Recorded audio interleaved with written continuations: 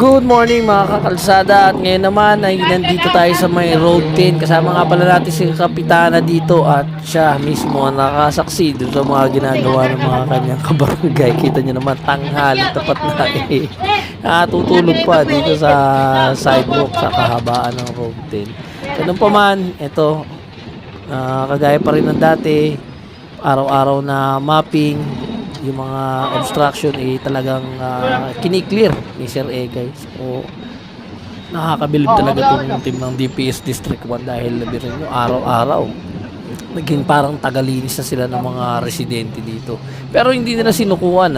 Kita nyo naman, talaga nakakabilib. So deserve talaga ni Sir Egay na ma-promote. Ganun din naman yung mga tauhan niya. So marami sa tauhan niya yung mga na-regular dahil sa dedikasyon at sipag na pinapakita naman ng mga tauhan niya sa pagtatrabaho. So tapusin itong video natin na to. Mamaya makita niyo si Kapitana at bad trip siya dahil siyempre nga naman yung ano niya, di ba, yung residente niya, yung mga kabarangay niya, hindi naman siya nagkulang ng paalala nga daw, pero mga salaula talaga tayong mga kababayan dahil dun sa kalinisan. Gusto yung nasanay na dun sa kadugyutan.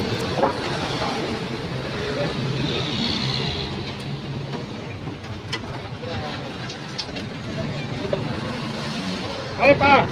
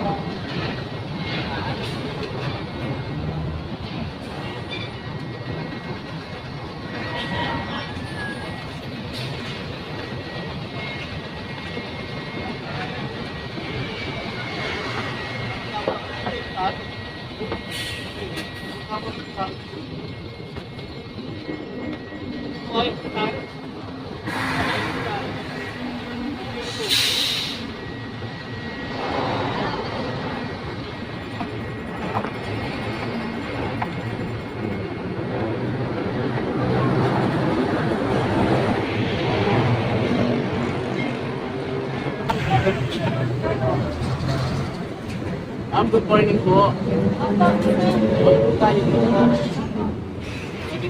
Sige po.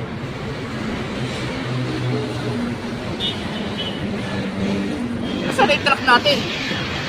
Nakagad pa? Oo. Oo.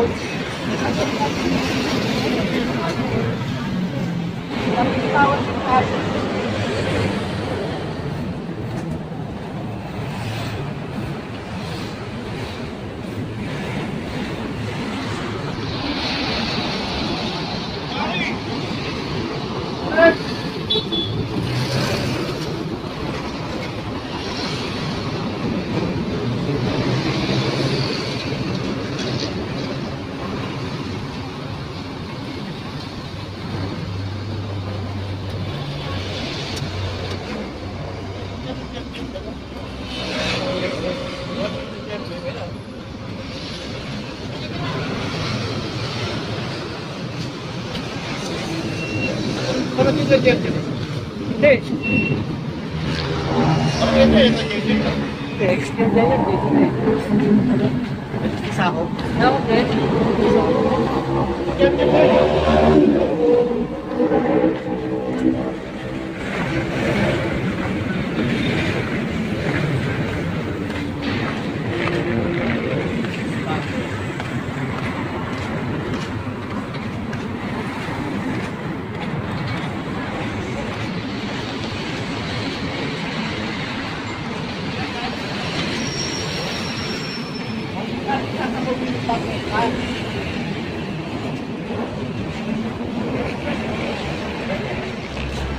Bakit ako bulan-bulan sa kanya po? Tagal po po. Ito yung harap, pati yung harap. Lahat. Evan. Sa gano. Sa gano. Ayun.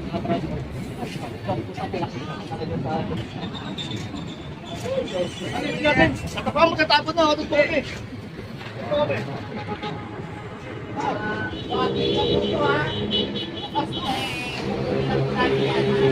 Oo. Sige na po kayo. Natapon na gago. Para sama-sama tayo. Ngayon, natapon kayo. Gusto ka kami.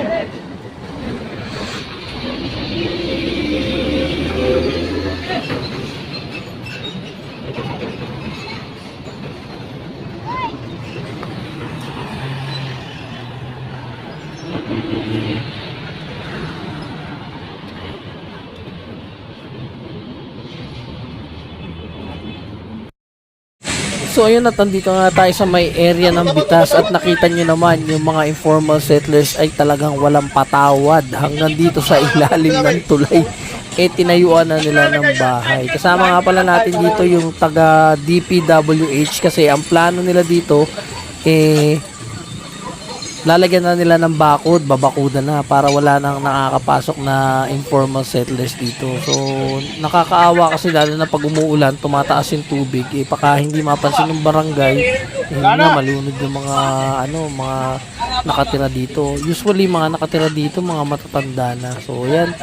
Nakita niyo naman sa kabilang side at nilagyan na ng bakod ng DPWH para hindi na sila makapamahay din sa ilalim ng tulay. So nakakalungkot isipin dahil yung mga iba sa kanila pala dito napag-alaman natin na binigyan na ng libreng pabahay din sa Cavite. Pero eto, kita nyo naman, bumalik pa rin sila dito. Hindi natin alam kung anong ginawa nila dun sa bahay nila. So tapusin nyo tong video natin na to at ayan, para makita nyo yung mga kaganapan dito.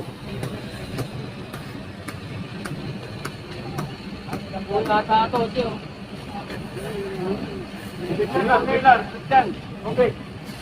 Ano yung buhay yan, kuya? Buhay? Wala yun eh. Mabuti tol. Hindi ka matamakan sa building eh. Sige. Building eh. Ilan to na? Pag tamaan sa building yan. Headlight pa pala yan. Apo. Galing mo lahat dito. Lipat. Dito. Yan, good. Tama ka.